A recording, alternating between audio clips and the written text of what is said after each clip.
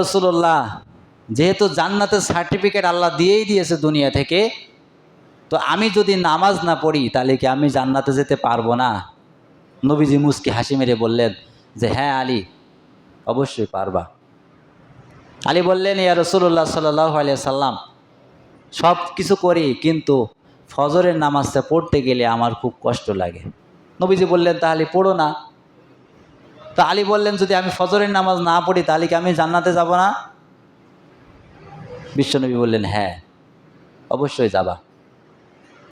হযরত আলী রাদিয়াল্লাহু তাআলা আনহু নবীজির এই কথা মাত্র শোনার পরেই দৌড় মেরে বাড়িতে চলে গেলেন। রাত্রেবেলা ঈশার নামাজ পড়ে এইভাবে কথা শোনার পরে বাড়িতে চলে গেলেন। প্রতিদিন বাড়িতে যাওয়ার পরে ঢোকার আগে দরজায় যে সালাম দিতেন, আসসালামু আলাইকুম ইয়া আহলাল বাইত, এটা নিয়ম, এটা কোরআনেও আয়াত আছে যে ঘরের ভিতরে ঢোকার আগে সালাম দিবা। কেননা তোমার মায়ের ঘরে তুমি যখন ঢুকবা তখন তোমার মা ঘরের ভিতরে কোন অবস্থাতে আছে তুমি নিজেই জানো না। কোনো বাড়িতে যদি ঢুকতে হয়, বাড়ির ভিতরে মানুষ কেমন অবস্থাতে আছে আমরা কিন্তু জানি না। এই জন্য সতর্কর জন্য আমরা ঘরে যাওয়ার আগেই দরজা থেকে 2-3 বার সালাম দেওয়ার নির্দেশ আছে। যদি ঢুকতে বলে তাহলে ঢুকবা। তখন যদি আলী প্রতিদিন সালাম দেয়, সেই দিন আর সালাম দিতে মনে নেয় আনন্দের জন্য। কি আনন্দ? ওই যে বিশ্বনবী বলেছেন, ফজরের নামাজ না পড়লে তুমি জান্নাতে যেতে পারবা। কেননা ফজরের নামাজ পড়তে তো ওনার কষ্ট হয়, উঠতে কষ্ট হয়। হযরত আলী রাদিয়াল্লাহু তাআলা ঘরের ভিতরে ঢুকলেন। হযরত আলী রাদিয়াল্লাহু তাআলা আনহুর স্ত্রী হলেন ফাতেমা রাদিয়াল্লাহু তাআলা আনহা। বিশ্বনবী সাল্লাল্লাহু আলাইহি ওয়াসাল্লামের মেয়ে সন্তান কন্যা ছিলেন 4টা। 4টার ভিতরে 4 নম্বরে হযরত ফাতেমা রাদিয়াল্লাহু তাআলা আনহা হযরত আলী রাদিয়াল্লাহু তাআলা আনহুর সঙ্গে বিবাহিত হয়েছিল। প্রতিদিন ঘরের ভিতরে ঢোকার আগে সালাম দেয়। ফাতেমা রাদিয়াল্লাহু তাআলা আনহু যখন ঘরের দরজা নেড়েছে আলী, তখন ফাতেমা ভিতর থেকেই সালাম দিয়েছেন, আসসালামু আলাইকুম ওয়া রাহমাতুল্লাহ, সালাম দিয়েছেন। ওই দিন আর মনে নাই হযরত আলীর যে সালাম দিতে। সালাম দিয়ে দরজা খুললেন উত্তর দিয়ে।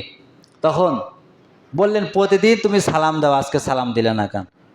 যে আমার নবীজি ফজরের নামাজ পড়তে নিষেধ করেছে, আমার কষ্ট হয়, এই কারণে আমি ফজরের নামাজ পড়বো না, আনন্দের কারণে আমার সালাম দিতে মনে নাই। আল্লাহ রাসূল সাল্লাল্লাহু আলাইহি সাল্লাম ওইদিকে বললেন, আলী কিছুক্ষণ আগে যে কথাগুলো বললেন, আলী বলছিলেন, ইয়া রাসূলুল্লাহ, আমার নামাজ পড়তে কষ্ট হয়, আর নামাজ যদি আমি না পড়ি তাহলে কি আমি জান্নাতে যেতে পারবো না? আল্লাহ রাসূল বললেন, পারবে। তো এই কথা কেন বললেন? সাহাবীদেরকে বললেন যে, সাহাবীরা, হযরত আলী যে কথাগুলো বললেন যে আমি যদি নামাজ না পড়ি জান্নাতে যেতে পারবো না, নবীজি বললেন পারবো। আচ্ছা, নামাজ যদি জান্নাতে যাওয়ার জন্য হয়, আল্লাহ বলছেন নামাজ যদি জান্নাতে যাওয়ার জন্য হয় তাহলে সে নামাজ না পড়লেও জান্নাতে যাবে। আর নামাজ যদি আল্লাহর জন্য হয় তাহলে আলী রাদিয়াল্লাহু তাআলা আনহু ফজর কেন, গোটা আল্লাহর কোরআনের যতগুলো বিধান আছে ওই বিধান সে কখনো অমান্য করতে পারবে না। আচ্ছা বলেন, নামাজ যদি আল্লাহর জন্য হয়, কোনো আল্লাহর বান্দা, বিবেকবান বান্দা নামাজ না পড়ে কি থাকতে পারবে? নামাজ তো জান্নাতে যাওয়ার জন্য না, নামাজ হচ্ছে আল্লাহর সন্তুষ্টির জন্য। কেননা আল্লাহ তাআলা বিশ্বনবীকে মেরাজে নিয়ে যে প্রত্যেকটা আয়াতে আয়াতে আয়াতে আয়াতে আল্লাহ তাআলা বিধান হুকুম করেছেন কোরআনে, নাজিলকৃত কিতাব আল কোরআনে আল্লাহ রাসূল সাল্লাল্লাহু আলাইহি সাল্লামের উপরে এক এক করে অবতীর্ণ করেছেন। কিন্তু নামাজ, এটা আল্লাহ তাআলা প্রিয় হাবিব সাল্লাল্লাহু আলাইহি সাল্লামকে বন্ধু হিসেবে উপহার দিয়েছিলেন 50 ওয়াক্ত। বলেন সুবহানাল্লাহ। আমরা সবাই জানি। তো নামাজ তো জান্নাতের জন্য না, নামাজ হচ্ছে আল্লাহর সন্তুষ্টির জন্য।